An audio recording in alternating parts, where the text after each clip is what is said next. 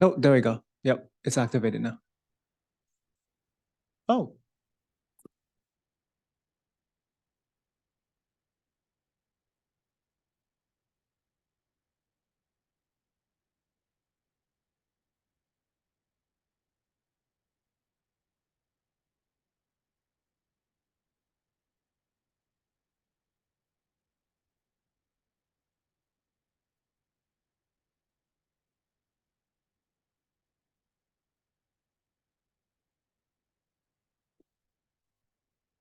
okay. Maybe we'll just go ahead and restart. Chair Cyprian, you go ahead and then make the announcement.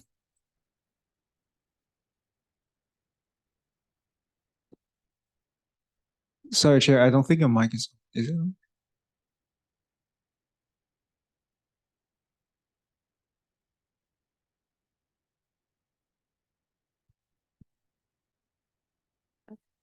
Welcome to the Complete Streets Commission's March 13th regular commission meeting. This is a hybrid meeting with commission members, city staff, and members of the public participating in accordance with public health guidelines. I would like to introduce Complete Streets Commission members and city staff present. I'm Chair Jackie Sebrian. Commissioners present include Brian Altman, Sally Cole, and Lisbeth King. Commissioners absent include Katie Baruzzi. City staff present include Kevin Chen, Christiane Choi, and Matthew Huey. Matthew, would you please provide instructions to the commission and members of the public on how the meeting will proceed? Yes, thank you, Chair Sebrian and members of the Complete Streets Commission. Welcome everyone to the March 13th Complete Streets Commission meeting, and thank you for attending. For members of the public who wish to provide public comment for any item on tonight's agenda, after the chair calls for public comment on that item, virtual attendees on Zoom may engage the raised hand feature, or if you're calling in from a landline or cell phone, press *9 to raise your virtual hand. If you are participating in person, please wait for the chair to call your name. You can then step up to the podium to make your comment. That concludes the instructions, and I return the meeting to the chair. Thank you. Thank you, Matthew. Under reports and announcements, city staff and commission members may communicate general information of interest regarding matters within the jurisdiction of the commission. No commission discussion or action can occur on any of the presented items. Kevin, do you have any reports or announcements? Yes, thank you, Madam Chair. So just one quick announcement for the commission. As some of you may know, City Council went through their goal setting meeting on Tuesday.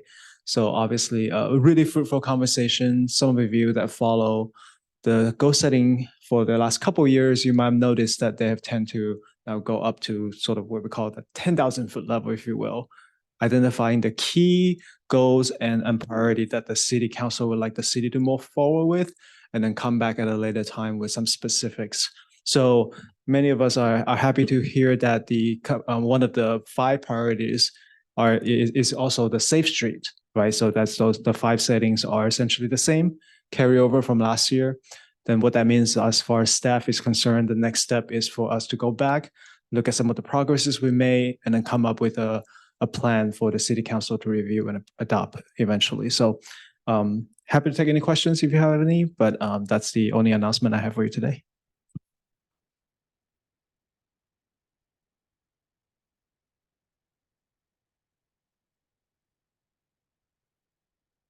Thank you, Kevin.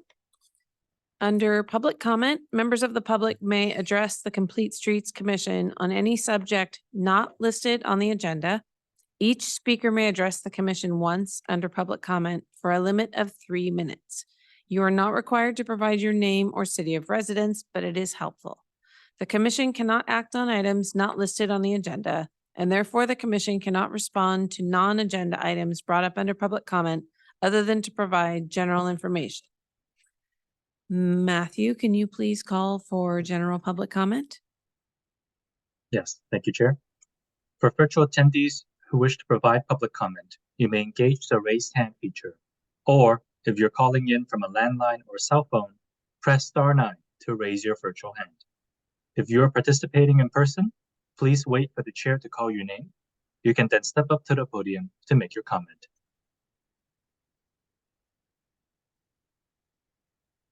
Seeing no online raised hands, I return the meeting to the chair. Thank you.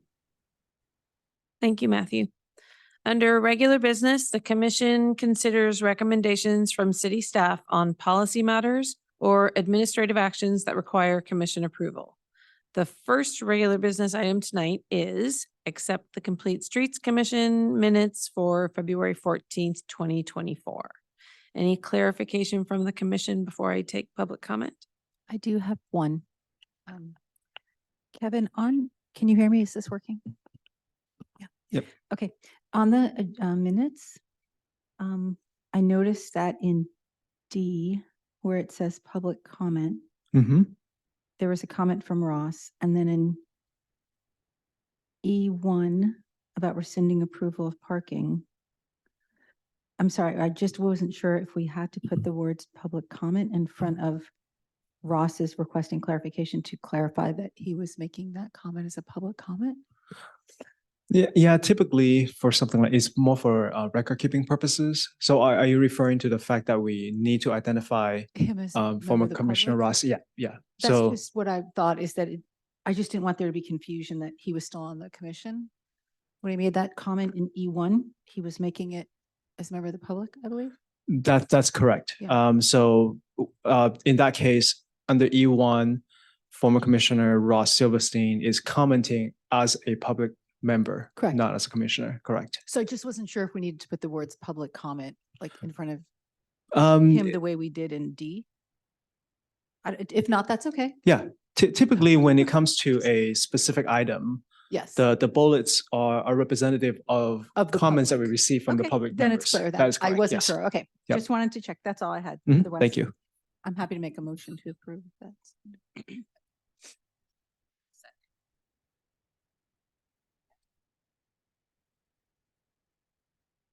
Apologize. I believe there's a motion by Vice Chair Ko and then second by Commissioner King. So for those that would like to vote yes to accept the minute, if you can please raise your hand. I'm seeing unanimous hands. Great. Thank you very much.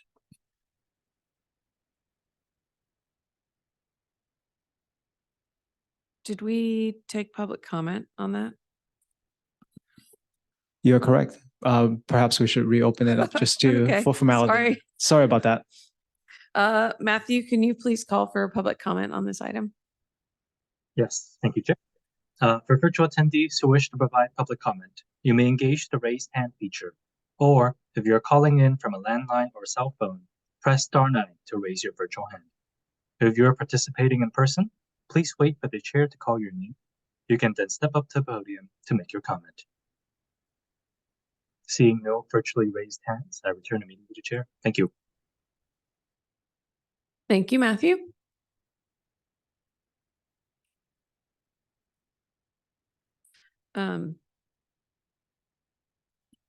Wait, am I on? Do we have to, do we vote again? No, I think for Okay. we're good. Thank you. All right. All right.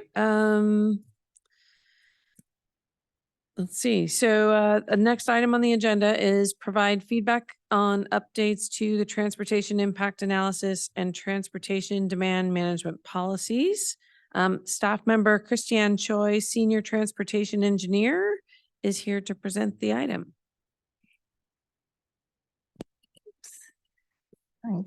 Good evening, Chair Cebrian and Complete Streets Commissioners. Christiane Choi, Senior Transportation Engineer with the City's Transportation Division. And let me just pull up my presentation.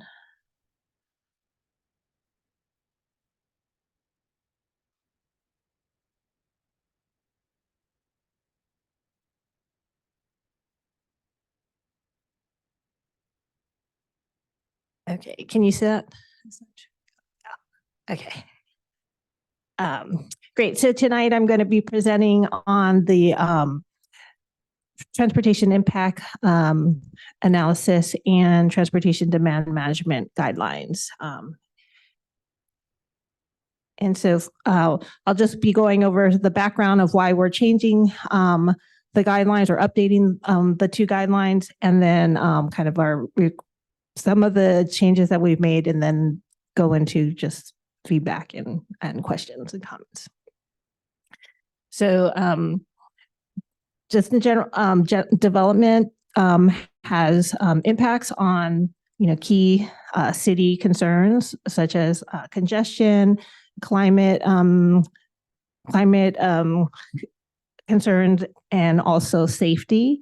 And we have a number of plans and policies that we have developed or adopted to address some of those. For congestion, we've used like our transportation impact analysis guidelines and our TDM guidelines. We have the climate action plan, and then we've also, the council recently adopted their Vision Zero action plan to address safety concerns. And so today we're going to be talking specifically about the transportation impact analysis guidelines, which has contained both a level of service analysis as well as a vehicle miles traveled analysis. And the vehicle miles traveled analysis was added in 2020 as part of a state law requirement to use VMT as our transportation impact criteria for environmental impacts and in response to the California Environmental Quality. And then we've had level service in our guidelines at least as far as 1994, when that was included. We had a level service policy that was in our general plan. And then the transportation demand management guidelines, we have those. Those include strategies to reduce vehicle travel, increase non-auto modes such as walking, bicycling, and transit.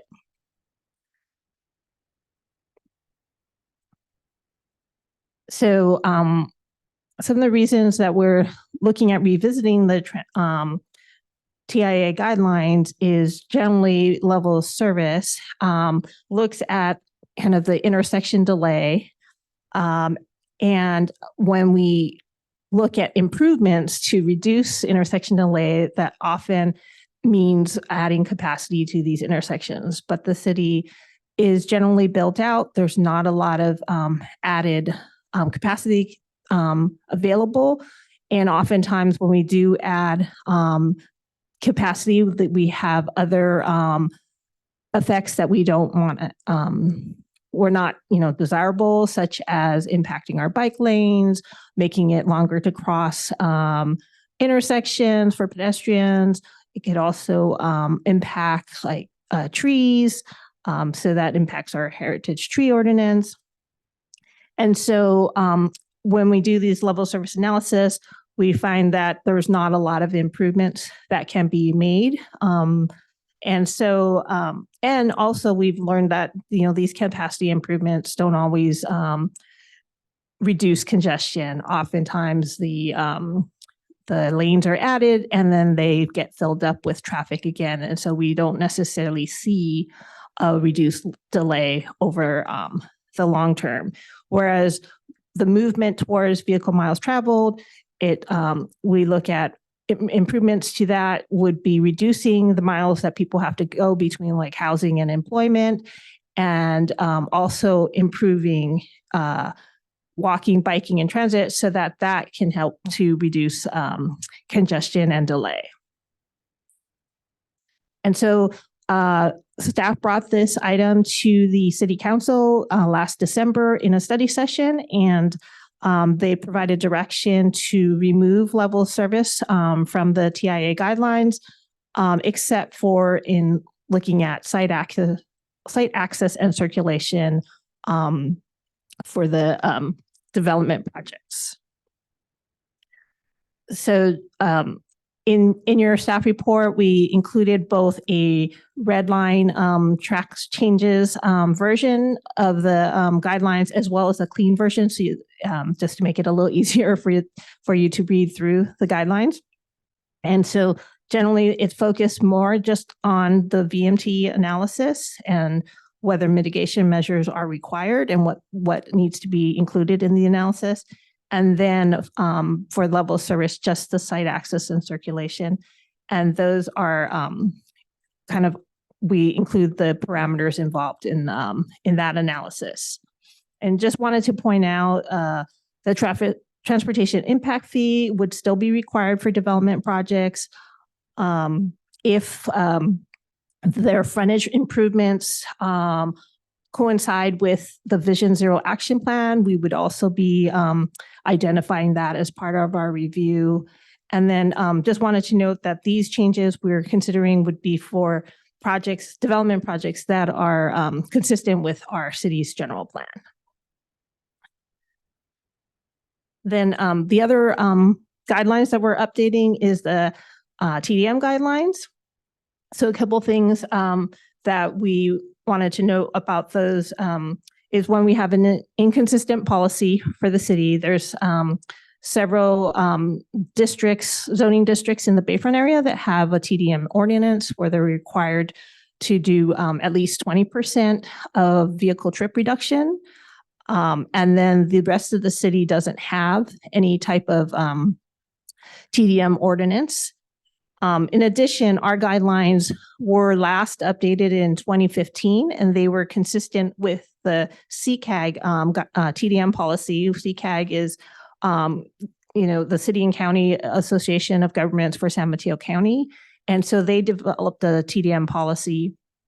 And in 2021, they updated their policy, and which includes a 35% vehicle trip reduction for most projects. So I think of like the threshold is basically like 100 daily trips. And so we had suggested to the council in the study session to update our TDM guidelines. So we're consistent with CCAG, and then also to kind of provide that clarity between what's being required in the TDM ordinance for the Bayfront zoning districts and what's in CCAG's requirements. And so we're requiring the CCAG 35% as opposed to the 20% that's written in the ordinance. And so that's what we've done in the TDM guidelines. And then the other thing I wanted to mention is that CCAG, their requirements for monitoring are different than what the city's TDM ordinance has.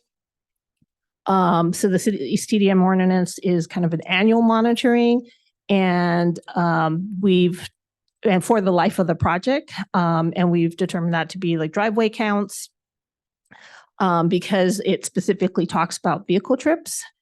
And CCAG's requirements are, depending on the type of use, whether it's residential or kind of an office use, it's either biannual for like 6 years or biannual for, like, I think the first 3 to 12 years, and then beyond that would be triennial until after 20 years. They assume that the project will be consistent and meet, their TDM requirements. May I ask you to repeat that last point from when you started to say about driveway requirements? I just sort of missed the logic. So could you just repeat that? Yeah, so this, Thank you. our ordinance for the 3 Bayfront districts requires monitoring annually. And we consider that to be driveway counts because the goal is to reduce vehicle trips by at least 20%. And so we would measure the driveways and count the number of vehicles coming to the development. I'll ask a clarifying question and then bring you the second part. So we just want to hear the commission's feedback about monitoring. What if you have any feedback, whether the city should consider something different from the annual driveway monitoring, or to be something more similar to CCAG or something altogether different. And then let's see, Then we do have a couple of items in the circulation element that we would need to update to be consistent with the new TIA guidelines, and that would be prepared to go to the Planning Commission. in later this year. And then after we do that, the plan, it would be to go to the council for approval of the both the TIA, TDM guidelines. And then tonight we would like to get the feedback from the commission on both the TIA and TDM guidelines, any specific feedback you might have on the monitoring aspect. And then that just concludes my presentation, and happy to take questions or comments.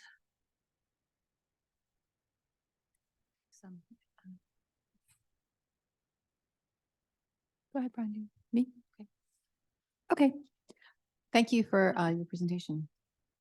I'll start with the TIA discussion, and I thought some of my questions in part are to elucidate or clarify for the public watching tonight. So when you were talking about why your recommendation was to move away from level of service as a measurement and to VMT, you had mentioned that in complying with level of service, it meant adding capacity at intersections. Can you clarify what you mean by adding capacity at intersections?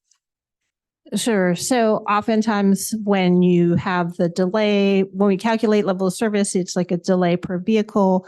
And we have a criteria to that, you know, a development project, if it adds enough trips to increase the delay per vehicle at the intersection by just 0.8 seconds, then we need to do some type of improvement to then return it at least back to the pre-project condition. And again, just to, I think, raise all our level of understanding of what some of these, approaches are, what kinds, can you just give us a few examples of improvements made at intersections to reduce congestion? Yeah, so some of them could be adding a left turn lane, adding a right turn lane, adding a through lane. Those are often the typical changes that can happen to reduce delay, at least in the calculation, and improve the level of service. Okay, and if I was understanding you correctly in your presentation, you were saying that those approaches were less effective at reducing congestion than reducing VMT. Correct. Correct. So Okay. yeah, it can be, well, it has two things, right? It could have Yeah. negative effects on bicyclists and Yes. pedestrians, but then also, even though you add an additional lane, that doesn't always necessarily result in better congestion, because oftentimes traffic comes and fills up those lanes So again. increased traffic. Yeah. More people use More them people will in come, intersections. and yes. Okay, thank you for the correct. clarification.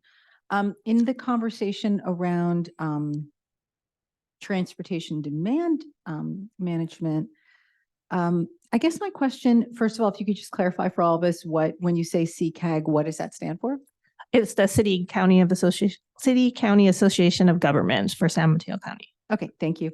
And also, you were saying that currently it's inconsistent in the city, in Bayfront 20%, and the rest of the city, the TDM is just at 0. So I'm curious, when we're making it consistent, we're making consistent to the CCAG.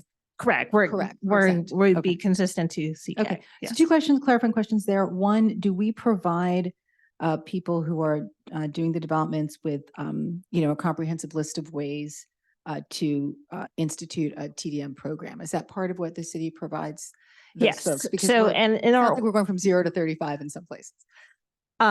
yes. So yes, we do. And CCAG also has kind of, and it's kind of included in our guidelines. They have a checklist that the new development needs to fill out and they were identified as like different types of measures that they're both required to do, and then also like a different list that they can choose from. Okay, thank you. My last clarifying question was when you were talking about monitoring driveway counts, and you can address this later if you'd like, but I guess it could be helpful to the public. What other metrics are typically considered when monitoring, doing annual monitoring? I know you said, does our commission have any other options that you'd like the staff to consider or the council, but I'm just curious, aside from driveway counts, if you could let us know of any other, typical approaches. Yes, so CCAG, as part of the monitoring for their policy, they're kind of partnering with commute.org. Yeah. And they're planning to do a lot of mode share surveys. So it'd be a survey that like as employers or employees and residents can fill out that talks about like how did they get to work or how did see. they travel that day, what types of modes they use, whether they they drove or they carpooled or used Mhm. transit. Mm-hmm. Okay, but the staff is recommending the driveway counts. Well, that's what we're doing today is Doing today. driveway counts. All right, thank you very much.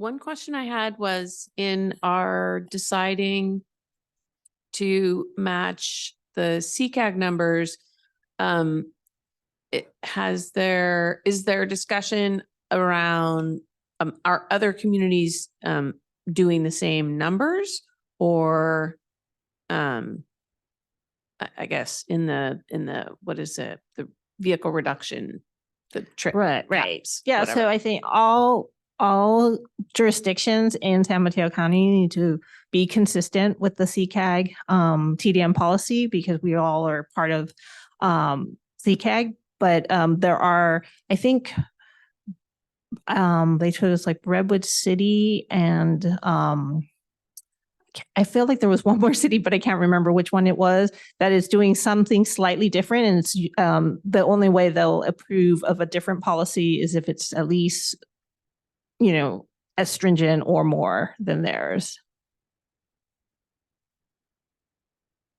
So, but is there a discussion? Is that one of the discussion things that we would have here as to whether we wanted to exceed the? I mean, I think you could provide that feedback, but right now with what we proposed to the council at their study session was to come back with something quicker to get to be approved. And so that was to be consistent with CCAG.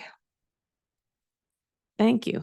I have one more question and in the annual counts that businesses have to do, in terms of how long we would monitor it,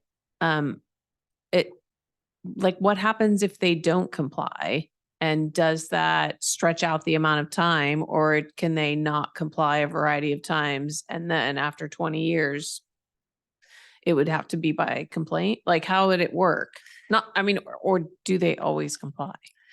Yeah, so I think our ordinance, so one thing I want to make, I think I didn't mention is for all the projects that are under the ordinance, the TDM ordinance for the Bayfront area, those three districts, there is not any project that's actually been occupied and done any of the monitoring. So we don't know yet what the results are.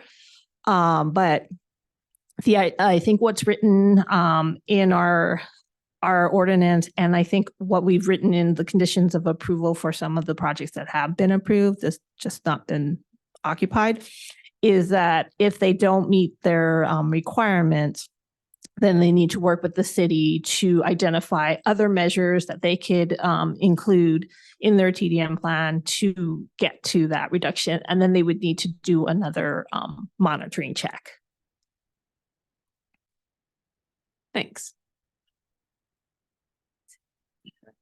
I had a couple questions. Can you talk a little bit more about vehicle trip reduction? How does that compare in its use to VMT? I'm a little confused on that. So we typically use like Institute of Transportation Engineers, which we abbreviate as ITE's trip generation report, where they identify different type of trip rates that different developments or different land use types will generate. So oftentimes we'll use square footage or number of units, and we'd get a trip rate to say, like multifamily housing unit would generate, 0.6 trips per unit in the PM peak hour, for example. And don't hold me to those numbers, but just, No, I understand.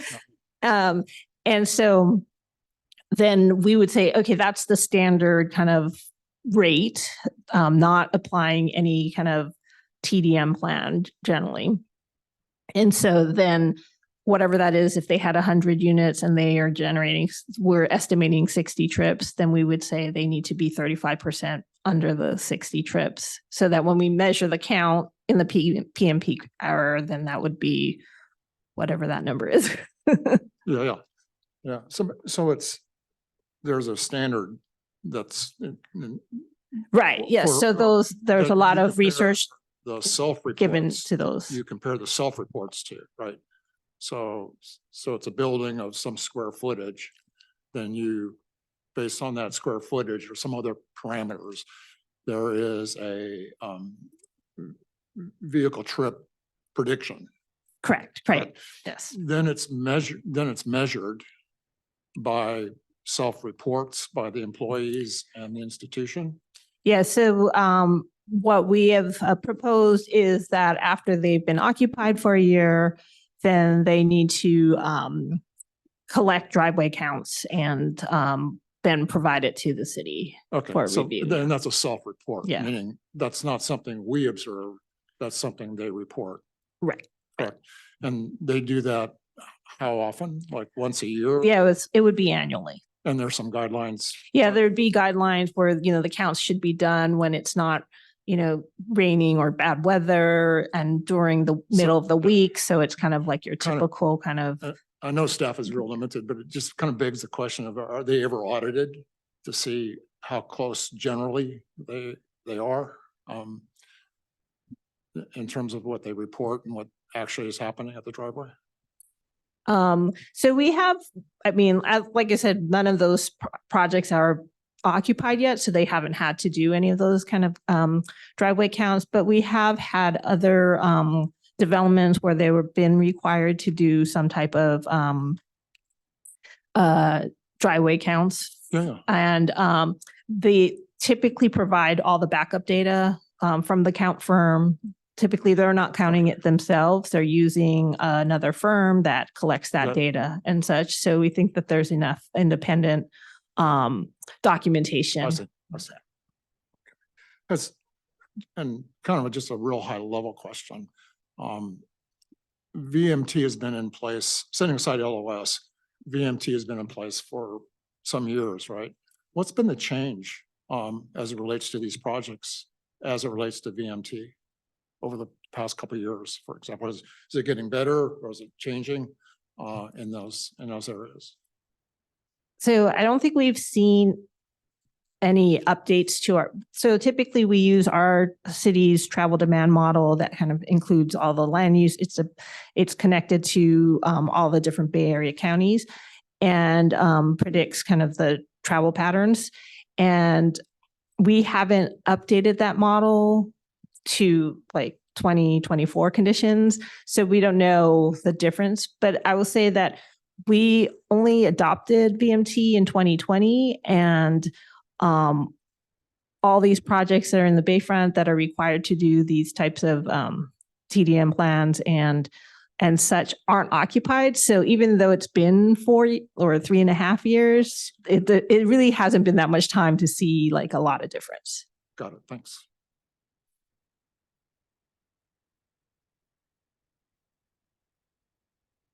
Any more clarifying questions before we take public comment?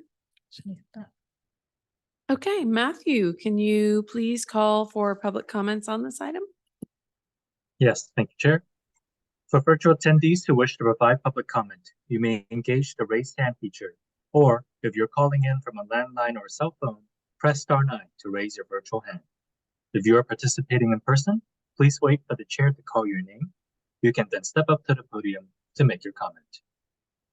I see one raised hand from 2 raised hands total online, one from Seamless Bay Area.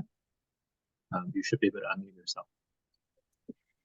Aha. So, Good evening, commissioners and staff. My name is Adina Levin. I am a Menlo Park resident. As I think you know, I was a former Cleat Streets commissioner. And in this comment, I'm also reporting based on my experience in transportation advocacy with Friends of Caltrain and Seamless Bay Area. And following up to the comments and questions from commissioners in the Q&A, the proposal to update the transportation demand management guidelines to meet CCAG. So it's good to see that CCAG has strengthened their own guidelines, but also because CCAG is an umbrella for the entire county. It is more of a lower common denominator. So last night at the City Council priority setting, in addition to continuing the priority on complete streets, City Council really strongly affirmed its climate commitments. And in the interest of doing that, I would really urge the a recommendation to not just go for the lowest common denominator, but to go for the best practice. So Redwood City's goal overall is a 50% non-driving rate. Mountain View and Sunnyvale have their recent transportation demand management have 50% non-driving and 55% non-driving, respectively, Sunnyvale and Mountain View. Several cities, including Mountain View and Redwood City, are updating their transportation demand management. So I would urge Menlo Park to keep an eye out to the other cities that are looking to do the stronger practices and to follow the stronger practices. Menlo Park, the city itself as an employer, is participating in a pilot Bay Pass all agency transit pass, which in the first phase of the program showed a 40% increase in transit ridership. There are strategies that the city can take with stronger transportation demand management to achieve that stronger goal. And also in terms of a target, using mode share is clear, and it's focusing not just on the drivers, which the percent reduction focuses on, but a mode share goal focuses on 100% of the people, and then what share of the people are driving, taking transit, walking and biking. And so that has a greater clarity to help manage the transportation for people. So thank you very much. Thank you. The next speaker is Kevin.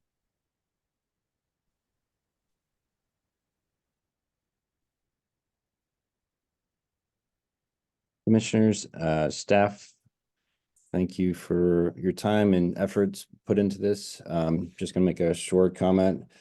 As stated previously, the ability to add car capacity is very limited for Menlo Park.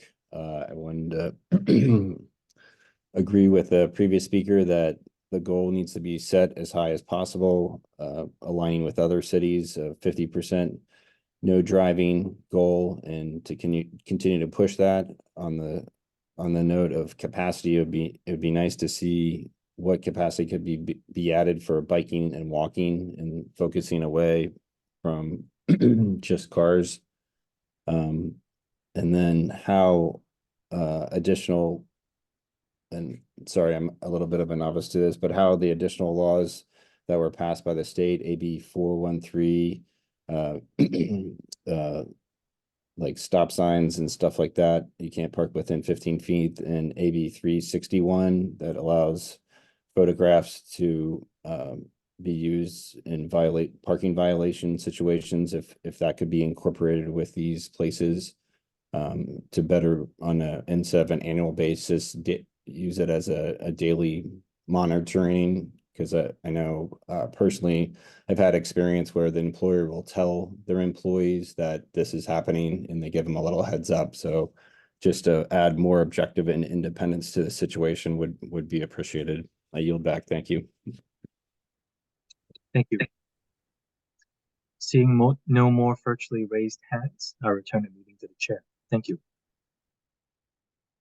Thank you, Matthew. So, Question. Could you, to the last couple points, can you define non-driving rate?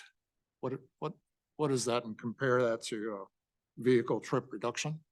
And how is it generated? Yeah, so so there's different ways to identify kind of the drive alone kind of targets. And so I think CCAG in their policy discussion, they mentioned that they're looking at their 35% reduction as let me say, I wrote it down, but now find it. Oh, is approximately like a 67% drive alone rate. That's an approximation because it kind of depends on the type of use, but generally they think the 35% reduction is kind of equivalent to 67% drive alone. And so if you do kind of the mode share surveys, which is kind of what their proposal is for monitoring, is to kind of find out what people are doing. I think those are useful tools in being able to tell us, how we could improve TDM, right? Because we would know like, oh, people are not using transit and maybe we should do something to improve that. Or what are things that we could do to improve, other modes that they could use that they're doing now. Because you can ask the question of like, why do you drive alone? What would make you choose not to drive alone and such. But oftentimes you don't get everybody to respond to those surveys. So you don't get, the full picture. So we'd have to determine like what is a good return rate on your surveys to make sure that you're getting kind of a good survey problem. But non-driving rate then is also a self-report, meaning it's done by a yeah, survey of it's often done, employees. self-reporting. So.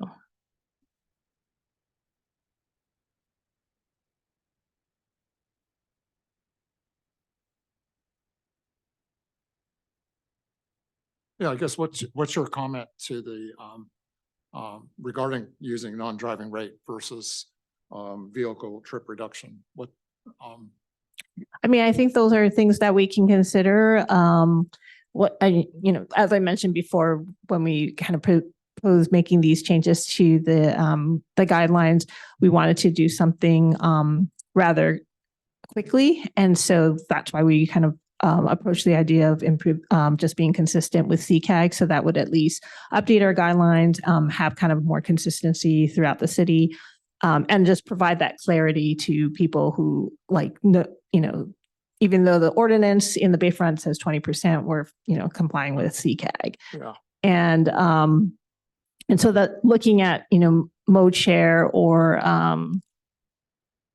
like a different kind of drive alone percentage is something that we can consider for the future. And I think I did not mention this, but one of the things that also came out of the study session with the city council was that they did want us to consider or explore transportation management association that could then help provide, these TDM measures. Some of the new developments are going to be smaller and they might not have the same capacity as like a larger development to manage these types of surveys or programs as well. And so having a TMA could be useful. And that could be a time when we also think about changing our target to be a drive alone, a search and drive alone target. Or yeah, I think at least 4 of the cities have the associations, like Redwood City, I think Palo Alto, Mountain View. I think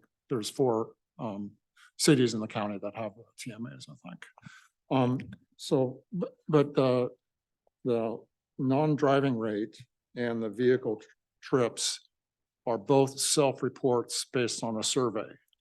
correct. Survey-ish type thing, Correct. done by seems to me is like you could just add, how many people are, busing, walking, or biking to the survey and get at least a proxy for non-driving rate, right?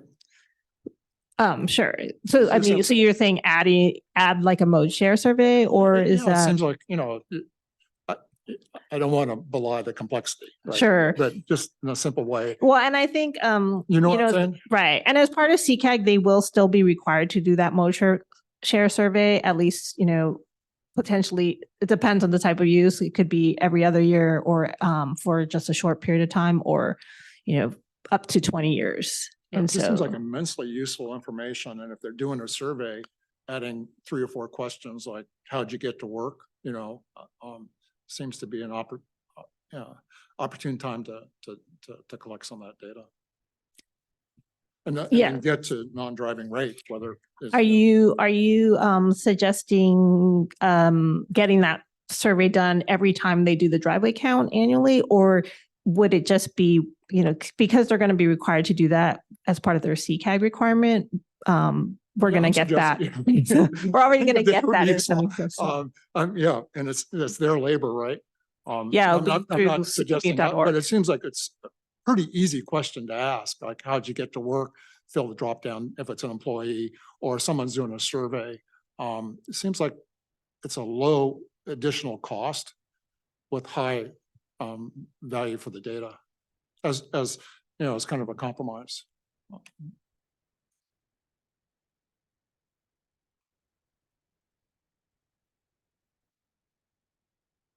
Well, hello, have we moved away from public comment into the feedback from commission? Okay, thank you. Yes, I did have some. So with, again, just splitting up my comments between the TIA, I'm a little confused I think the non-redlined version, so this is the hard copy of the proposed transportation impact analysis guidelines. I think for me, I'm a little confused about this table on page E-2.13 because the table has 2 columns and one says, under what circumstances is a TIA required? Under what circumstances is a VMT analysis required? So as I was reading through this, I understood that the recommendation and the direction from council as well is to drop level of service and why you're recommending that. But I assumed that meant that when we're doing a transportation impact analysis, it's equivalent to doing a VMT analysis. It's the same thing at this point. But it sounds from this table that there is a thing that's a TIA analysis impact. So a transportation analysis, there's a thing separate and apart from doing a VMT analysis. Yeah. So, the council asked us to remove level of service except for site access and circulation. So sometimes there are going to be driveways where we'll want to do a level of service analysis. Maybe they're an unsignalized driveway today, and we may want to put in a traffic signal to provide better operation in and out of the project site.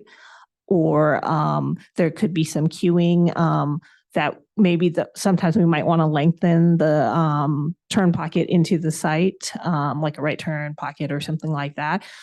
So those are reasons why we have the TIA part. So we would look at kind of like the driveway access and circulation. So the TIA would include VMT if needed, like if they're not exempted. And then also a site access and circulation analysis. So if I'm understanding this, and I think this is kind of important. So the first column, VMT analysis required, okay, clear. And the second column, TIA required, means VMT analysis plus level of service analysis. No, sorry. So most of the ones on the project description types are exempt from VMT. But sometimes they'll still need to do the site access and circulation analysis. Okay. So the first column is VMT analysis required, and the second column is The site access and circulation only. Correct. Okay. That is less confusing to me now. Just a moment. So let me focus then on my questions around site access and circulation, because I think it's important for us to know exactly what's changing. So it sounds like previously, when you were, the council's giving you direction to remove level of service as a metric. However, you can apply level of service as a metric in looking at the transportation impact on inside circulation and access. Correct. Yes. So let's talk about the definition of inside circulation and access. For example, Middle Plaza, which we're all completely familiar with, right? Or something like Willow Village in District 1. So when we're talking about, okay, we're going to look at level of service and congestion in the inside circulation and access, do we mean something like access means the intersection at which people are, ingress and egress from the site? And that's Yes. all that it means. So it doesn't, for example, in Middle, it means that light at Middle and El Camino, but it doesn't mean, a light a block away. Like I'm just trying to understand. Yes, correct. Yes, it would just be the driveway intersection. So for Intersections. the Middle Plaza would just be El Camino Middle and then Cambridge and El Camino, because Okay. that also provides access to Okay, the site. so we are reducing the use of level of service analysis from intersections that are near the site to just the intersection and the exit and entrance of the site, driveways. And inside the site, we're going to be looking at level of service in terms of the intersections inside the site. Right, if needed, yes. Depends on the project, but yeah. Okay. Okay. Thank you for clarifying. And that is, for feedback, I think that sounds sensible. The other question I had though is when we're looking at the project descriptions, and I think you said just a minute ago that in some cases, VMT analysis is not required. That's kind of a big deal, right? Because there are exemptions. So are we exempting too much from an analysis of VMT? And the one that really jumped out at me was the second one. Local servicing retail projects and other commercial projects where the total square footage is 50,000 square feet or less. And that sounds like a very big project, 50,000 square feet. So I'm just curious why that wouldn't, precipitate VMT analysis. And is that equivalent to the types of exemptions in neighboring towns? Yeah, so that was one of the recommendations that the I know the abbreviation of OPR, who kind of recommended the changes for VMT and kind of like the exemptions that we could consider. And so we added, this was already in the TIA guidelines when it was added in 2020. But the idea is it's local servicing retail projects. And so that's, it's not something that's going to be like a big draw, like IKEA or something like that, where it's going to generate trips from the region. But it's like, say we put in the new grocery store in like the Willow Village area. Well, there wasn't one today. Well, now people who live in that kind of near that grocery store in that Willow Village area, today they have to drive further, right, to get to a grocery store. And now they're going to shorten their trip because they'll be able to, take a quicker, either drive, a shorter distance or potentially even walk or bike because it's closer to where they live. And so the idea is those type of local servicing retail will reduce vehicle miles traveled. Okay, I think it just felt like not quite as local when it was something of that size, but when your definition of local sounds like not a destination store that they have to Correct. drive to. Okay, that's helpful. That's not clear to me from the word local, but that's better defined. Thank you. That really helps. Let me see. On the TDM piece, do we want to just stay with TIA for a minute? And if anyone has any comments, or do you want me to kind of move to TDM, whatever you'd like to do? Okay, all right. So for TDM, we had the public comment from the former chair of the commission, Adina Levin, regarding trying to hit a higher percentage, 35 being, as she described it, she felt that as a county measure, it was kind of a base level county measure, and that other neighboring towns were requiring higher percentages. So my question for you is, why not go higher? Can you help us understand the rationale for recommending 35%? Is there anything different in our city's transportation infrastructure or access to public transit or ability to implement TDI programs that would make you argue for sticking with 35 rather than going higher? So I think I mean, our city is a little bit unique where we have, the downtown and the train station and that, El Camino where there's a lot of, high quality transit. And so I think like, developments close to that can definitely have a higher reduction because there's a lot of people who can easily take the train or take the bus. And there's a lot of kind of walkable amenities nearby with restaurants and grocery stores and such. And so you don't necessarily need to have a car to get to those. Some of the locations in the Bayfront area right now, there isn't a lot of good transit there. And so it will be a little bit more challenging to get to work from that part of the city.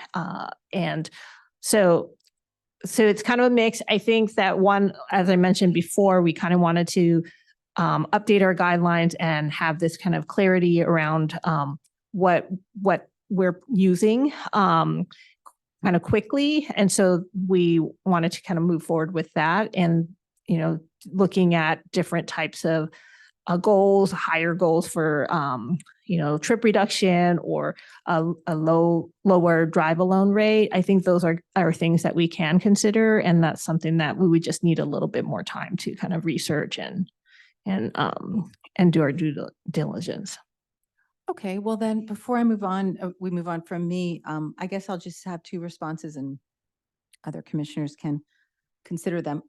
From what you said, though, your reasoning is that Bayfront doesn't have as easy access to public transit, and that's one of the reasons why it might be difficult to hit a 35% average serve across the city.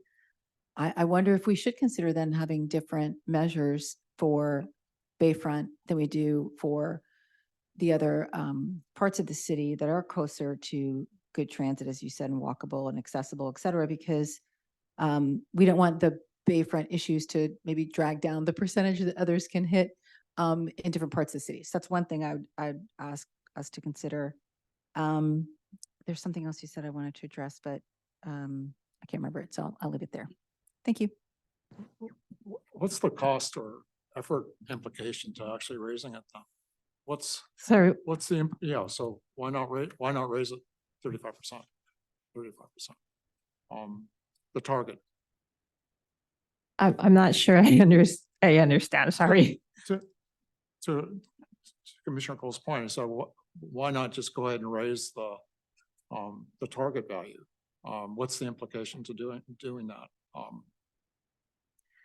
I think we just want, I think it's, I don't know what that percentage should be. I think we need to do some more research and also some outreach to businesses and such to, kind of, understand the implications. So, yeah. And we definitely want it to be something that they need to strive for and, not something that's really easy to do, of course.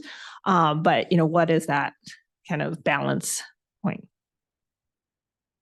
Yeah, I was thinking that we really need to consider also the demographics of our community in terms of the different ages of our population, the density of the housing and where it may be more dense and where it may not be. Because Menlo Park goes all the way to 280, where there may be people who are driving more regularly and not coming downtown to take the train. So I just think we have a lot to consider. Sorry, I did remember just quickly, second point, which was, you're asking the city council to approve a percentage. I'm wondering, what is the time frame typically for the city to revisit and look again at that percentage based on, actual data? So you said it goes into effect, and then when do you reevaluate and say, could we have gone higher, or how are we doing in our actual developments hitting higher than that? I'm curious what that time frame is. So I think it's just going to depend on like kind of priorities and because I don't think we would necessarily want to wait till these new development projects are occupied and we've collected data because that could be years from now. But I think one thing we could consider that I mentioned before is as part of like exploring TMA, which would be a little bit more effort. That could be a time where we also look at kind of determining a target, a different target for Did you say TMA? What's TMA? the Transportation Management Association. Association. How many of the cities have met the 35 or gone beyond? And how many are not in compliance with that at this point? I don't know, actually. I know CCAG only adopted this policy in 2021, so I'm not sure if they have that many developments that they've even done any kind of surveys for. And as I mentioned, I think Redwood City has a more stringent policy for them so that they can do they're doing their own policy, so they don't have to comply with, I mean, they technically are complying with CCAG since they're at least as stringent, but they don't have to follow their checklist that they require and such. And then there is one other city, but I don't remember which one it was that also has a higher rate.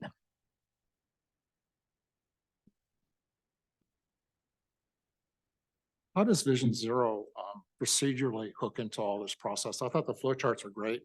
But how does Vision Zero just actually get applied to the TDM or TIA process?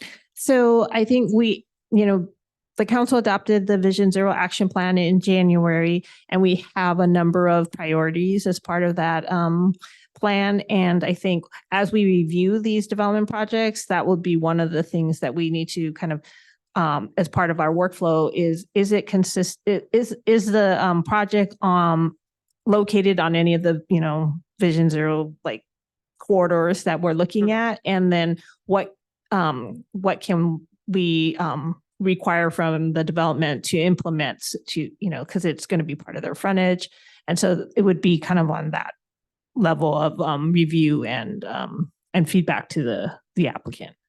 So I thought the flowcharts were great. Actually, I couldn't see the difference between the two flowcharts, between the redacted and the old one. But would it be possible to somehow include Vision Zero on the flowchart itself? I'm referring to E216. Just procedurally. So it's clear how Vision Zero, because I think Vision Zero is very important. And it would be great to see it, just somehow institutionalized in the flow. Okay. Does that make sense? Yes.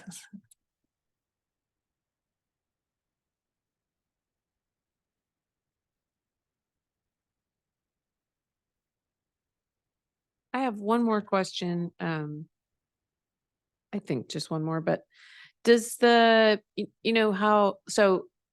I know that's not what we're doing, but as part of this discussion about if the threshold were higher than the 35%, which the 35% is like a reduction. What is the 35%? It's vehicle trips reduction. Vehicle So yeah, so if we have an estimated number of trips, then we're looking for 35% reduction of those trips. Okay. Oh, just me. So if we did have a number that was higher than CCAG's, would that apply to all the roads in Menlo Park, or would the portions of it that are under Caltrans's control like somehow fall into different, like they would only have to go with the CCAG number, or is that not even a thing? Yeah, we'd just be focused on applying it to the development project. We're not telling them what roads they were going to be on. We're just saying this development project, estimated to generate 500 trips, and if we want to do 35% reduction, then they need to generate less, 35% less, or whatever number that is. Awesome, thank you. Sorry, I think it's a lot of alphabet from my brain.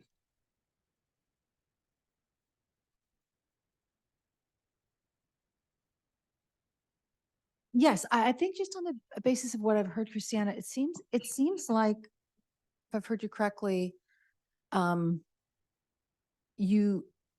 assessment is that any development along Bayfront would be their capability to achieve vehicle chip reduction would be less than the developments occurring in Menlo Park along available public transit and accessible by public transit. And I agree with that. And so I think my pushback is I feel like from a public policy perspective, sort of make the goal correct for that people can achieve, you know what I mean? Make the goal, the achievable goal for that type of entity. And if there's two types of entities, then I do think there's an argument to be made for, raising it from 35% to more like what it seems like Redwood City and Palo Alto, our two neighboring towns, are asking, are requiring of developments. And then, if need be, for the reasons you've articulated, keep it at, 35% for Bayfront. Or whatever, pitch the appropriate percent based on what you know of those developments and how easy it is for people to reduce vehicle trips. But I would like to see it go up. If we've got Redwood City and Palo Alto, quite a bit higher than us, or a bit higher. I think the information we received today was that Palo Alto, from a member of the public, Palo Alto had a 40% goal and Redwood City had a 50% goal. It feels like we're quite similar cities in location, et cetera. So it seems to me that we should go up from 35. And one of the ways that could potentially enable us to do that is to split the percentage in the way we required of Bayfront properties and the way we required of properties that have better access to public transit. But I would like to see it go up. And if more analysis is needed on the staff's part to or maybe the other commissioners won't agree, but if more analysis is needed to analyze the different capabilities of Bayfront versus, close to public transit developments, and to come up with a proposal of a new percent number, that would be recommended by me. Because I think we could hit a higher number here. Following up on that, is that a possibility per district, have a different numbers relative to their vicinity to public transportation? Yeah, that is something we could do. And I think it's just could also be determined on how close you need to be to transit. I think we've used this kind of half a mile distance. And so then is it like all projects outside of that half mile would be 35%? Because it's not just the Bayfront area, right? Because there could be places up on Sand Hill that are not, within the half mile. So they would also be 35%, or there's probably some places kind of near Marsh Road, or, there that would also be more than half a mile from the train station. So your idea is to make the base threshold for places like Bayfront, which is currently at 30, take it to 35, these places that are more than a half a mile away. And then perhaps those closely located could be above that? Yeah, that's one suggestion. If, if the commission wants to recommend that, I can take that back to the council. Kind of to that point, I think isn't there already a framework on page 213, that table, where you have different conditions, like how close to transportation, blah, blah, blah. And just, is it just another column, or, there's the, 35% versus another percentage based on the factors that are already in the project description column? Or maybe they need to be, maybe there's more project description that need to be added. So this one's for the TIA guidelines. I'd probably suggest putting it in the Same thing, TDM yeah, yeah. guidelines. So it'd What I'm be, saying is a framework there for it, right? Because it already says half mile, within a half mile of existing transit and that type of thing. I know it's a TIA versus a TDM, but it seems to me there's already a framework for that conditional analysis that we're talking about.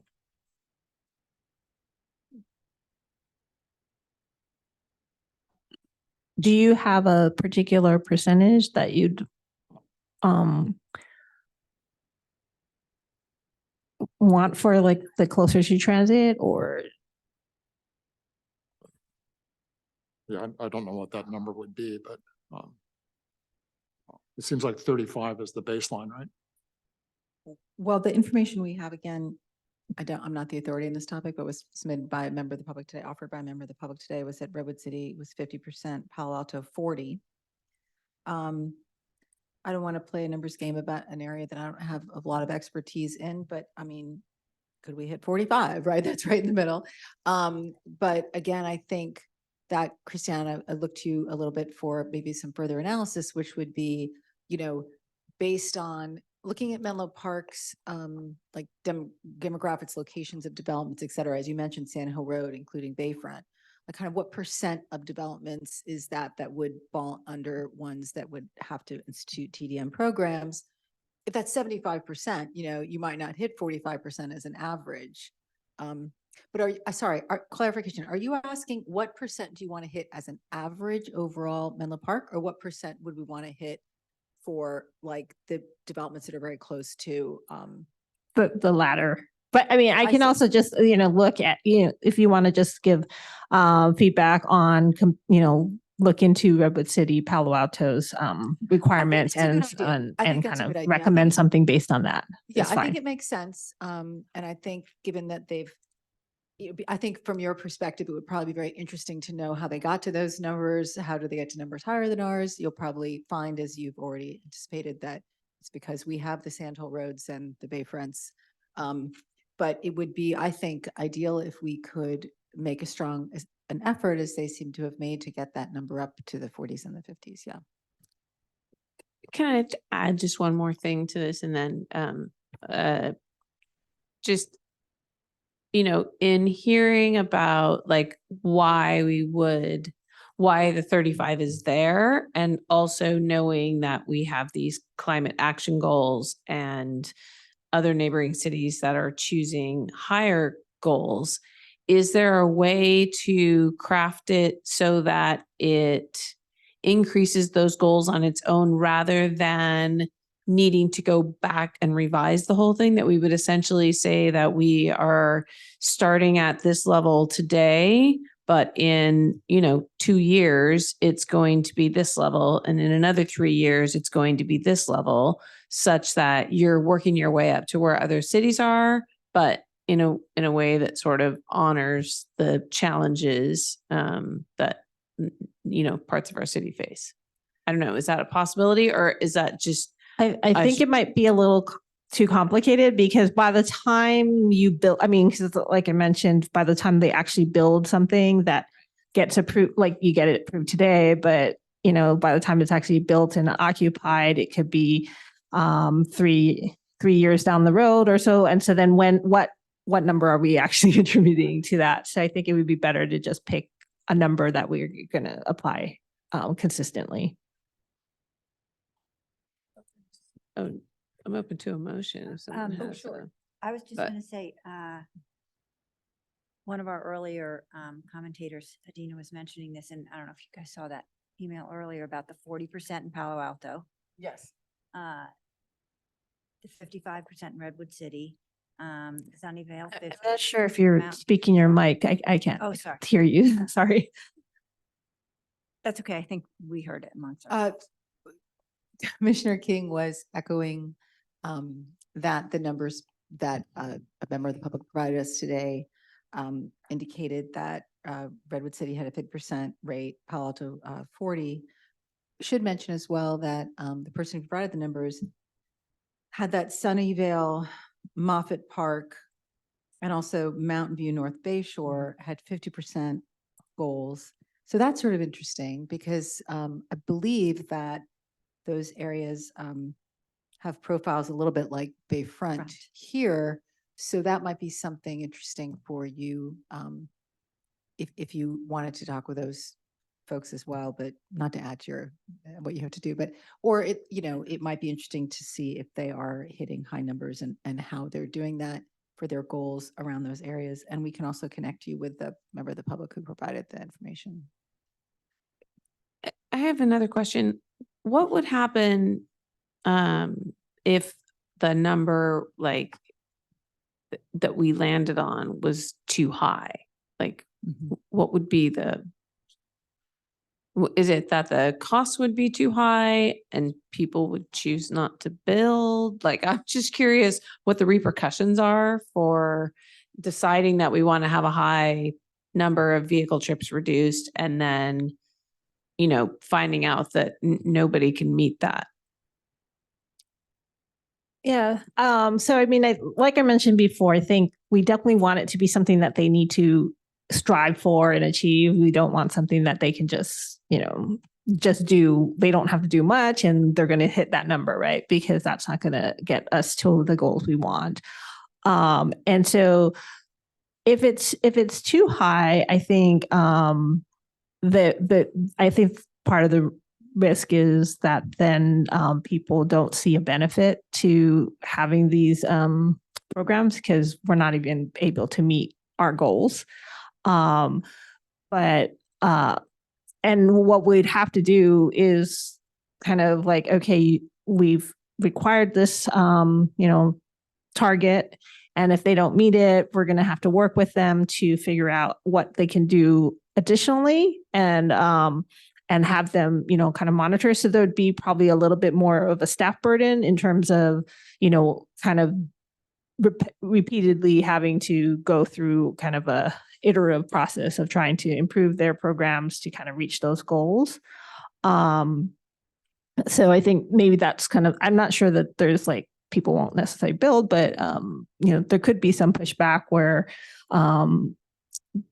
applicants do kind of, you know, complain about the numbers and say that this is maybe too high, but it's hard for me to say for sure that's what's going to happen. But I think if they get built and we say, hey, this is the number we were trying to achieve and they can't get it, then there's that repetitive process of trying to get them to achieve those numbers. So I think part of that is good, right? Because we do want them to provide these types of measures to improve the non-auto modes to encourage that use. But I think there is also a limit on.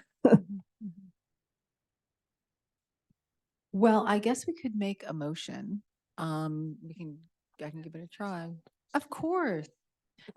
If we were, I know you asked sort of what number we were interested in, and certainly we can look at what else is out there, but Commissioner King, I don't profess to be like an expert in this. And so I guess, is it possible that the motion could allow for us just to say, we really think it should be higher than 35% if possible? Like that would be our recommendation. And then staff can sort of. Yeah, I think that's fine. And I think you can also just say, you know, look to neighboring jurisdictions and use, you know, look at those rates as well. Okay, thanks. And then just one other feedback that I wanted at least for the TDM monitoring is right now, at least in the Bayfront area. So it's just the locations that are under the kind of TDM ordinance. They're required to do the monitoring for the life of the project. And at all other locations that are just under CCAG would only have to do it for the max of the 20 years, depending on the size of the project. So just wanted to get your feedback as to whether you thought life of the project is necessary or would you think like, you know, something like 20 years or 25 years, you know, after 20 or 25 years, they wouldn't necessarily need to do that kind of monitoring. I guess my first discussion, so one question I have about that is, like the Sun Microsystems campus has been around for some number of years and has seen an ebb and flow of traffic in that time. And so I just thinking of that and the gigantic buildings that are going up there and just knowing how things go, I would be inclined to want us to have the, longer than 20 years monitoring, because it can change. Like it's not like it's steady. Or do I misunderstand it? So, yeah, so I'll clarify that the Sun Microsystem, which is the Facebook's Classic Campus, and then their West Campus, both have a trip cap that is like part of their development agreement, and they have those for the life of their project. So even if we make these changes, and this would just be a kind of your recommendation, but even if we were to make the change, so it wouldn't be the life of the project, it wouldn't affect those because they were under a specific development agreement and trip cap requirements. But to your point about if the project changes, they would be applying, they would need a new permit. And so then they would be, subject to whatever TDM guidelines are at that time. So it would be when so even like the life of the project is, how it is when it gets approved and built. And as long as it stays exactly like that, it would just be, that's the requirement. But once they have to come for a new approval, we would be looking at the project differently and, depending on the guidelines at that time. That makes sense. They don't grandfather in the old trip caps. So what is your recommendation on that life of the project or 20 years? Well, I think that over 20 years, we'd probably have enough data that, I think we would think that they're doing what they're supposed to be doing. And we don't need to necessarily collect more beyond that. Right. I think 20 years from now, things will hopefully be different. And who knows what our requirements will be like, but I don't know if we want to keep the same, Again, how does that, do we know what other cities are doing in terms of requiring life of the project or? I do not know. Okay. I just know what the CCAG requirement is. And so for the locations where we don't have this ordinance, we're going to follow CCAG, which is their kind of max of 20 years. And that's mostly the non-residential projects. So for our, I'll say for the Bayfront area, it also applies to residential, projects as well. And so they're required to do annual driveway counts versus the CCAG for so if we have a residential in, for example, Parkline or something like that, unless the council were to adopt some kind of annual requirement, they would just follow the CCAG one where they would for the residential, I think it's probably only 6 years of monitoring. Okay. Does the inconsistency in that concern you? Well, it's just because that's the ordinance. ordinance, So that's, okay. so we're required because it does, I think the ordinance specifically calls out annual for the life of the project. Okay.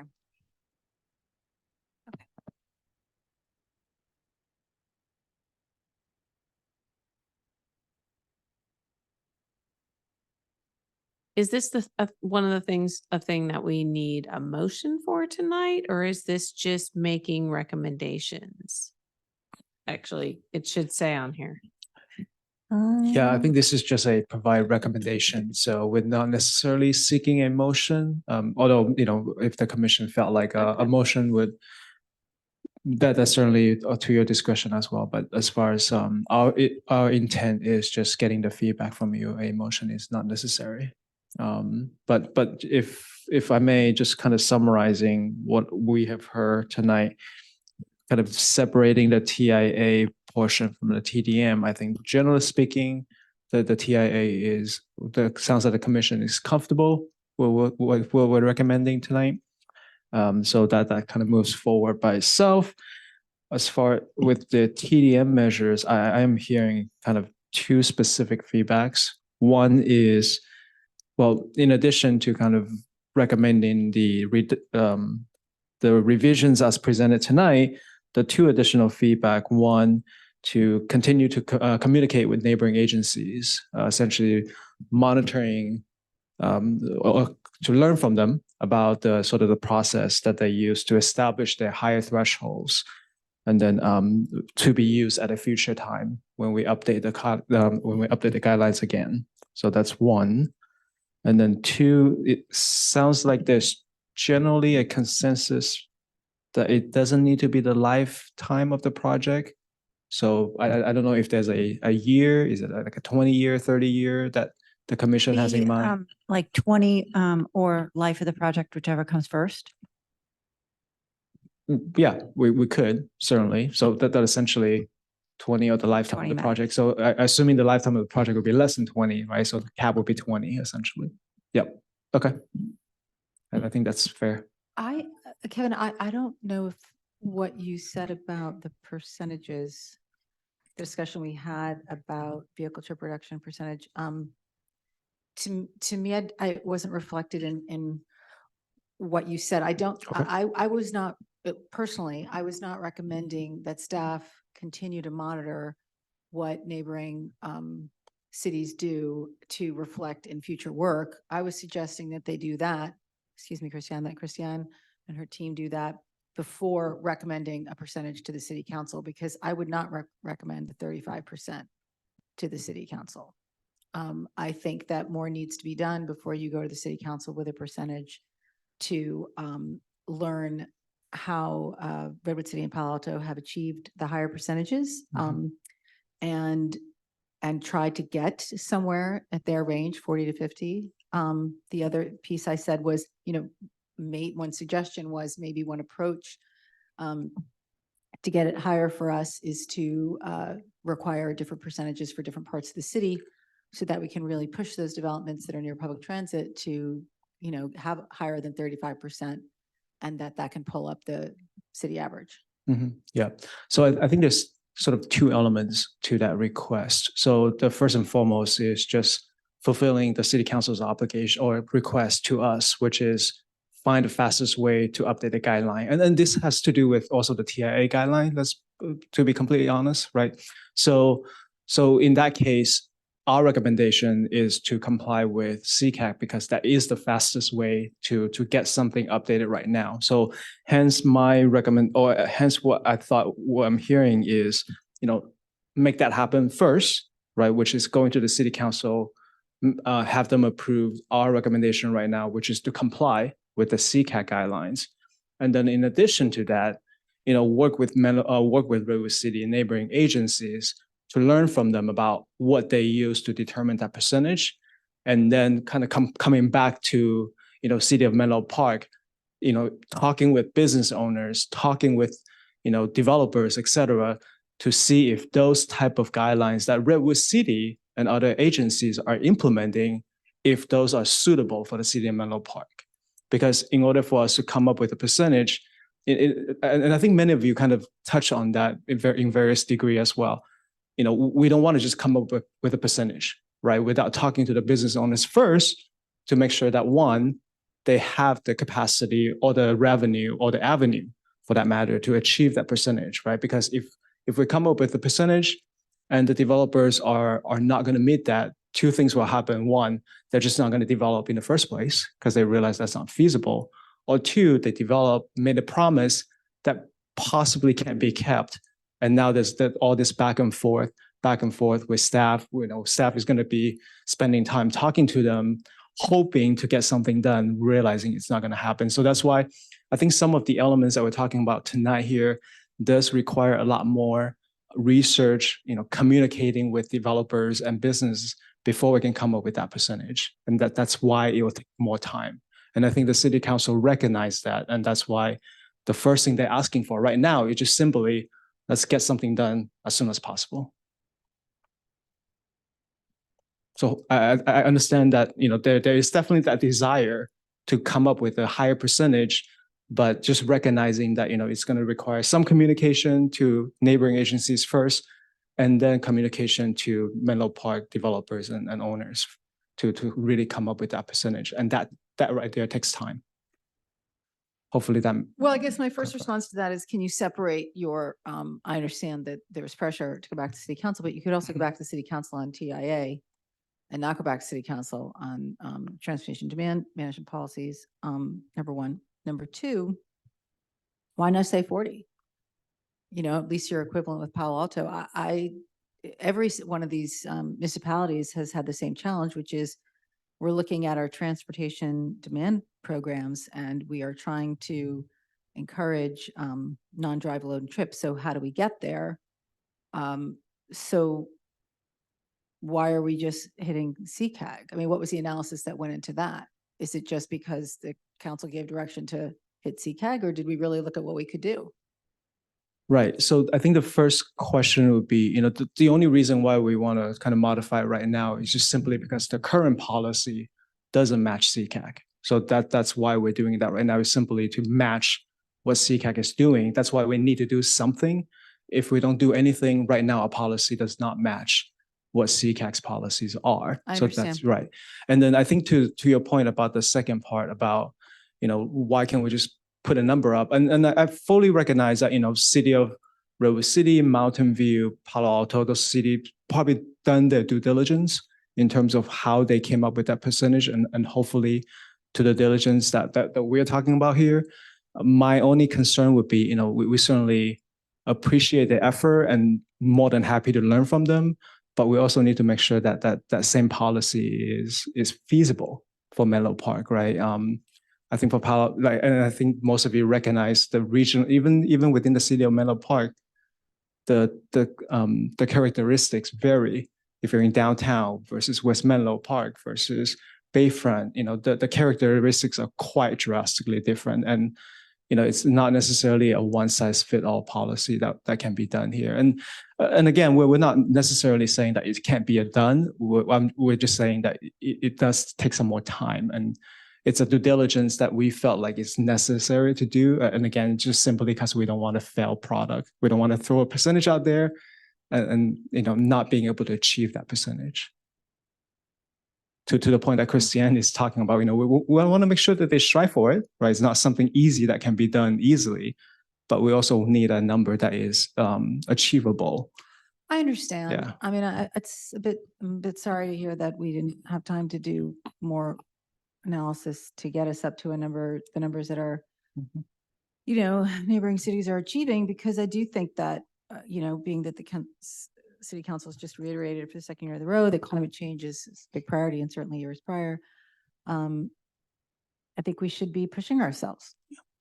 And I'm concerned that a lot of time will elapse, and that's not because I'm making any disparaging comments about, you know, people's work processes or anything like that. It's just more that I know that, you know, the city staff generally has a lot on their plate. And I guess I worry that this will be put on the back burner and we're not going to hear for a while what, you know, there's not an urgency around, let's get that percentage from 35 to 50, you know, if there's other things on the plate. And also, I don't know, I'm not in your shoes, but I don't know that this has to be really exhaustive. Right? Like maybe it's simply talking to Redwood City and Palo Alto. I mean, that's it, you know? Because as I'm sitting here thinking about how similar we are to Palo Alto, I mean, Palo Alto does have, you know, a lot of businesses along Bayshore, and they have a lot of businesses up Page Mill and whatnot that are not near downtown. So, I mean, I'm not sure how quite different Menlo Park and Palo Alto are. So that's why I said 40%, because their profile seems similar to me. Yeah. And I think I share your concern. Perhaps if it's amenable to the commission, we can certainly, you know, put a timeline, maybe not a timeline, but recommend a more urgent, put more urgency as a recommendation to the city council, because ultimately we do need city council direction to come back to us and say, okay, we accept your current recommendation and we would like you to start your effort on updating at X year, right? So whatever that X year is, that's the direction that we're going to need from the city council, because then obviously priorities would change, right? Like, for example, we have our next year map out. So if the city council comes to us and say, we would like you to do this next year, then that means we're going to have to kind of reallocate some of our resources and see what that means to the impact of our resources, right? So recognizing that maybe there is an urgency from the commission, perhaps one of our, and I'm kind of with an eye towards Christiane, is maybe put a little bit more explanation in our write-up that the commission as a whole is looking for this to be done sooner rather than later, right? And whatever that sooner means, let the city council kind of decide what that means, if that's okay with the commission. But we'll put the emphasis that the commission would like to see this done sooner rather than later. I kind of had a question. Earlier in the conversation, you said that Bayfront was currently at 30% and elsewhere. Is that correct? No, it's, the ordinance is for 20%. 20%, excuse me. And can you kind of go through some other pockets of Menlo Park and what their percentages are currently? So the Bayfront areas, those 3 districts are the only ones that have an actual requirement. Okay, That the city has. I mean, so now all of 20%. them are really required under CCAG to do the 35%. So we're talking about a 15% increase. Right, for those locations, yes. Yep. Plus plus locations where location. there's currently no TDM. And that's Now what they need to do a And are TDM. those locations currently where there is no TDM, are those more of Central and West Menlo Park that are closer to the transportation hubs? It's everywhere else in the city would be, I mean. I guess I'm there- just trying to get almost like a bird's eye view of, because we were arguing earlier that Bayfront might be the furthest from the transportation, but if they're already at 20% and we're only talking about a 15% increase and every place else is at 0 and they have the capacity to go to 60%, then maybe the likelihood is far higher than 30%, 35%. Am I making sense here? So I'm just trying to get an idea, aside from Bayfront, and which is at 20%, what are the other areas precisely on a? Yeah, so in terms of the city districts? didn't have a requirement for any of the other any other locations in the city. And you're saying that the existing businesses have to comply? No, this would just be for new Okay, development. so this would just be for new developments, Right, and new development, okay. which is And- critical because those new developments, there's a lot of urgency on getting new developments going. So I think Menlo Park's requirement on this should be, there's some urgency to get it where it should be. Right. So I might be way oversimplifying this, but to Commissioner King's point, so for the whole city, let's just say we have the downtown core, right? And then we have the Bayfront and we have everywhere else, right? So Bayfront right now, we recognize is going to go from 20 to 35. The downtown core right now, I believe it's the 25, right, Christiane? Because it's TOD. So it still would be 35% because Okay. this is assumption, but it's a little bit different because the assumption is 10% of the Oh, that's right. 35 was- Okay. is transit use already. Okay, so downtown would be going from 35%, so from 0 to 35. And then so is the rest of the city. It's going to go from 0 to 35. Sorry. I think, honestly, I don't think that's an accurate statement to say the city is going from 0 to 35. It's now instituting a metric where there wasn't one. However, businesses aren't going from 0 to 35. The existing businesses are not going to have to comply to this. It's just new developments. That's correct. Only new developments that Right. come in would, yeah. Right. So it's Yeah. not as if the developments that already exist is sitting around at 0 and all of a sudden they're going to have to get to 35. That's correct. I mean, Okay. most cities nowadays, they have some sort of measure to help reduce, drive along trips or even car trips, right? This is strictly just a kind of a mathematical representation of what our existing car policy is to this new policy that we're talking about. But to your point, absolutely. Most business nowadays have various levels of TDM measures that they're implementing.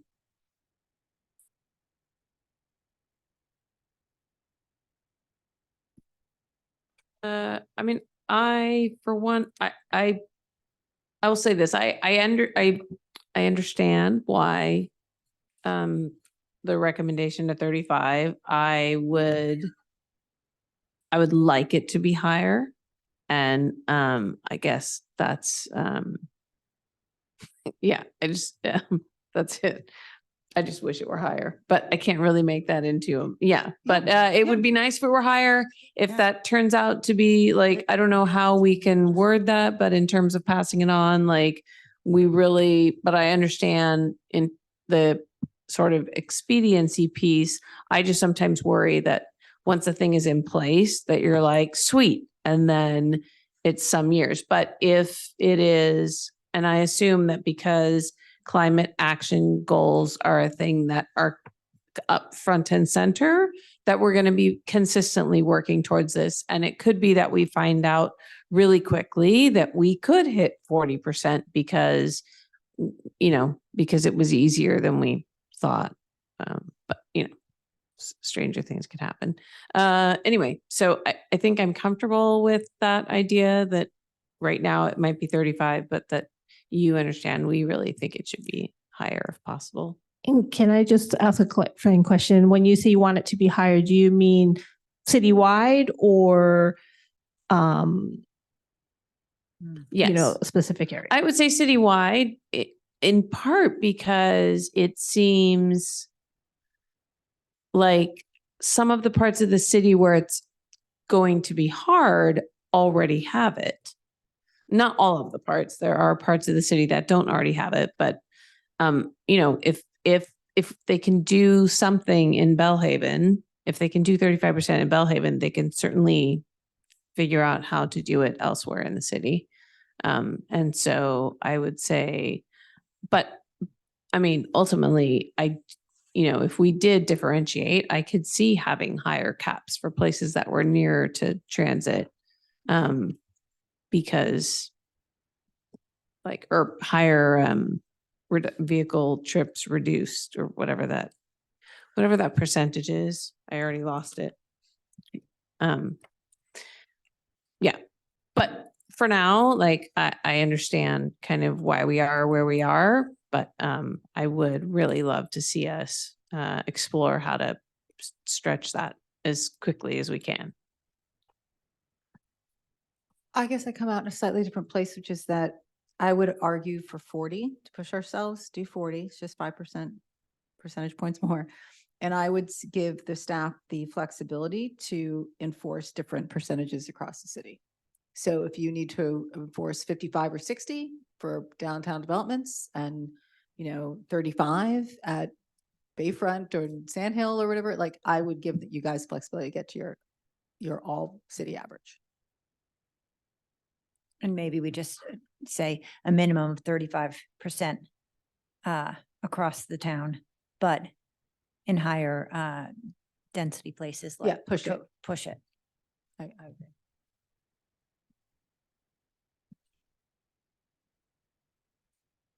And is the recommendation then be part of the current or the next round, this round of update? Is that what your? I mean, I'm only one commissioner, but Right. my recommendation, and I guess others, please, if I'm a lone minority, then the commission can recommend something different. But my recommendation would be that the commission recommend to city council that we go 5 percentage points higher than CCAG at 40% and give staff the flexibility to enforce or whatever, provide a 35% CCAG base in places where that's harder to reach. And for businesses that are located to accessible public transit, make it higher to average out at 40 for the city. So are we saying that on the chart on 218, that those targets should all be 40%? Let me look at the 218 you said? Yeah, 218. HE-2.18. Sure, yeah. Yeah. I'm not, I'm sorry, I haven't been talking in terms of the types of developments because my understanding was that the differences in ability to achieve these percentages was really based on location and accessibility of public transit. Yeah, so it's almost like the location characteristics of the TIA chart. Yes. Right. So Mhm. So to me, the TIA chart is more specific in terms of closeness, proximity to transportation, where this chart on, which is the TDM chart, is just based on size. Yes, I think that, So I- combining, yes, I agree. If the commission were to recommend or the council permit the city to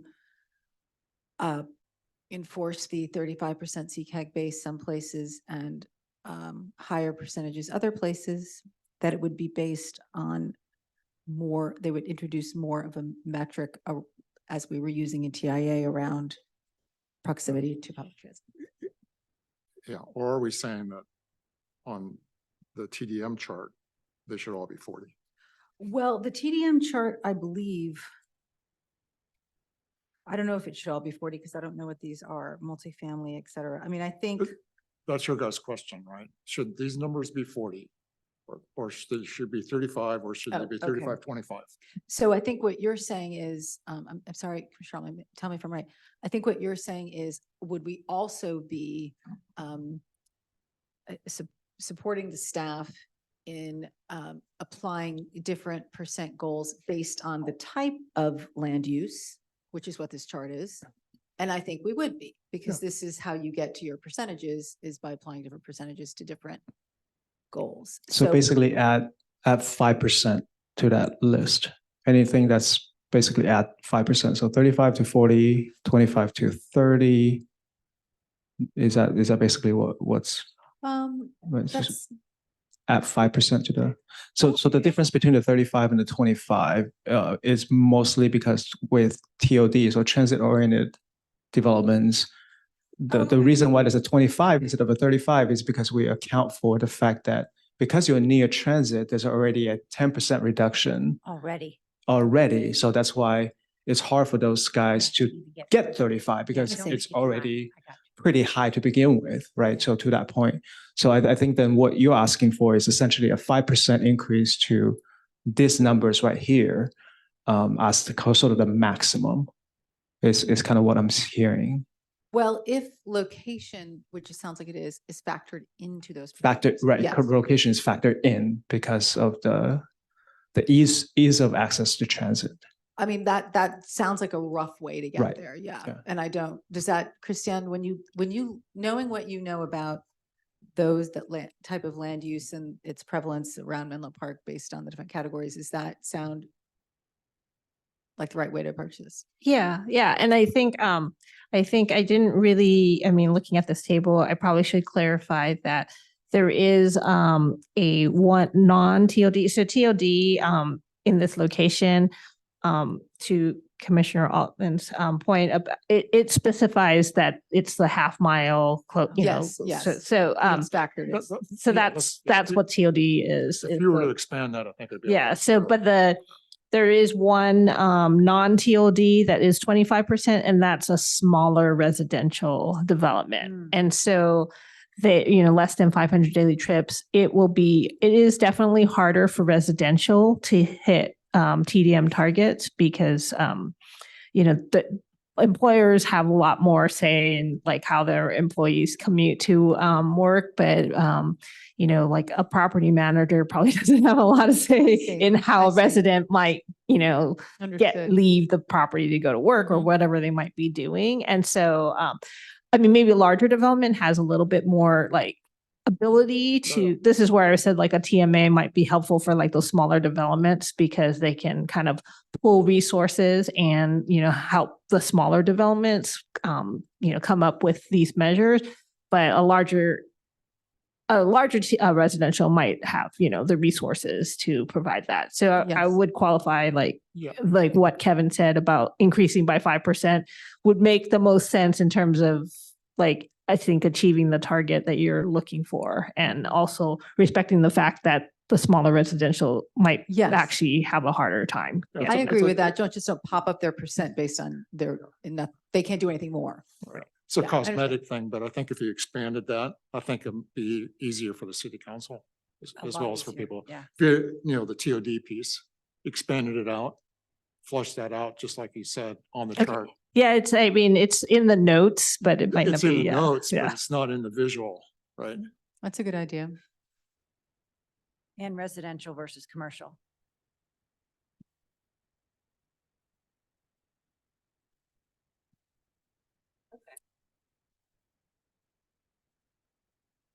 So just before we conclude, just looking to Christiane, that's clear. Yeah, I think I got the direction from the commission. So thank you. Great. Thank you very- so much for your all your information and answering all of our questions and yeah. And being open to this. Okay.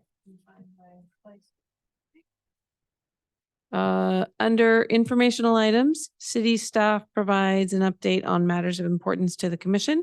Informational items are not action items. However, a commissioner, city staff member, or a member of the public may request to make a comment or ask a question on any of the informational items.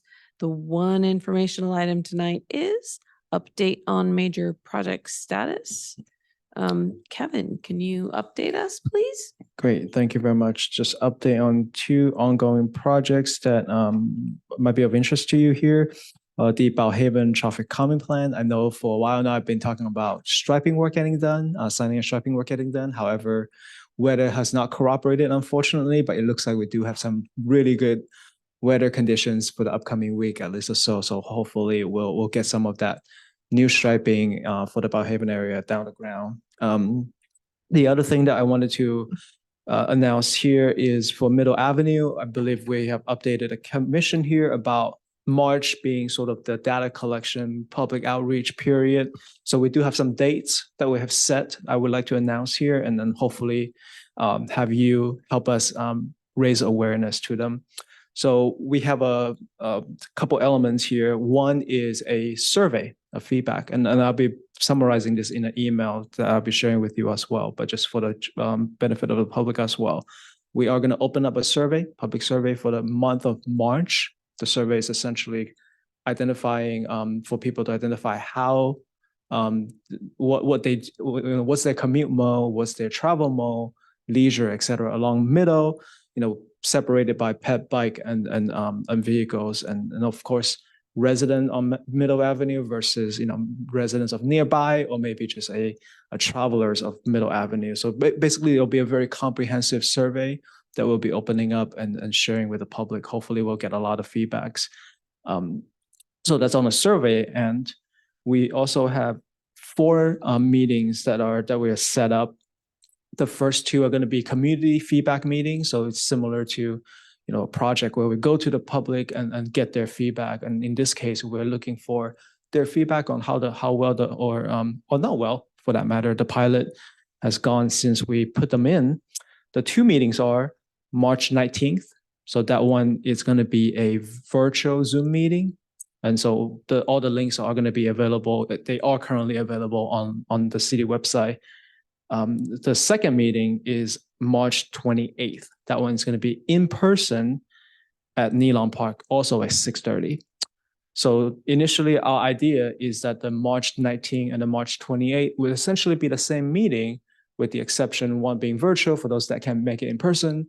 And then we have an in-person meeting for those folks that maybe live in Middle Avenue to be able to kind of access a little bit more easily.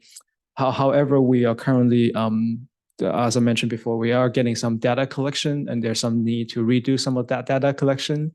So we're getting super close to the 19th. We're still hoping to achieve the same content between those 2 meetings, but there's definitely a hiccup that we're running into.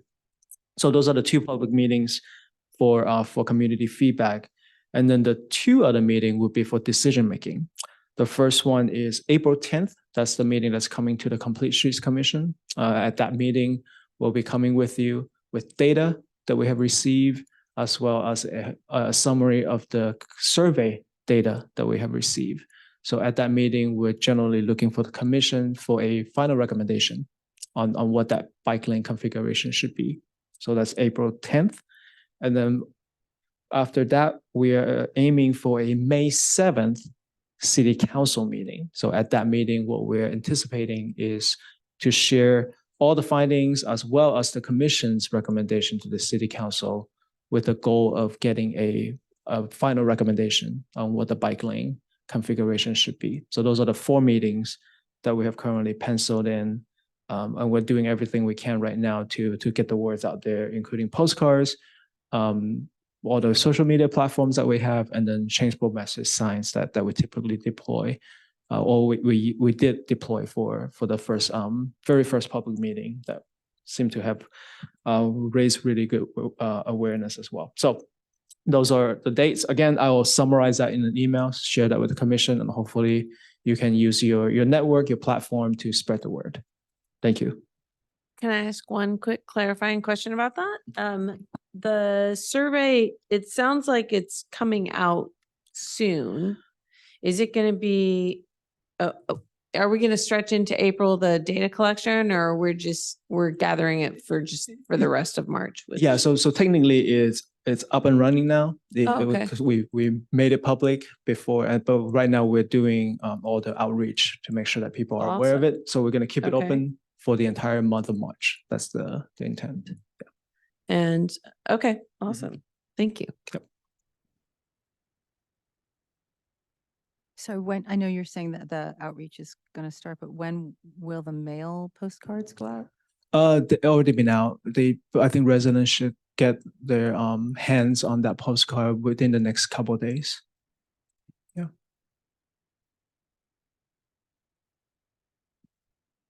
And we're going to do the same, you can put this in the email to us if you'd like, but just in terms of outreach, the signs, digital signs and.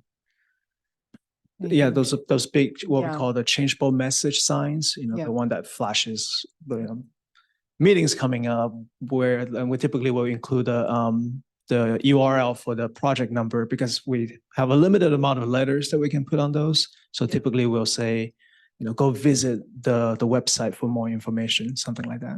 Okay. Which by the way, just so you know that the city website, the project website right now does have the latest content on there as well. So feel free to just share that link with everybody. Thank you so much. Matthew, can you please call for public comments on this item? Yes, thank you, Chair. For virtual attendees who wish to provide public comment, you may engage the raise hand feature, or if you're calling in from a landline or cell phone, press *9 to raise your virtual hand. If you're participating in person, please wait for the chair to call your name. You can then step up to the podium to make your comment. Seeing no online raised hands, I return the meeting to the chair. Thank you. Thank you, Matthew. Do we have any subcommittee reports or updates? Just have one quick question for Kevin. Okay, go ahead. Kevin, what is that URL on the Middle Avenue project? Is there a short URL that we can maybe say now in case in public? Yes, it's basically menlopark.gov/middle. That's the URL, but I just noticed that the content is not quite there yet. So I'll make sure that the content is there tonight, and then that way, problem. feel free to share that with everybody. But URL is menlopark.gov/middle. Thank you so much. I think that gets us to the end of the agenda, and we are adjourned at 8:32. Thank you, everyone. Good night. All right. Thank you, everyone.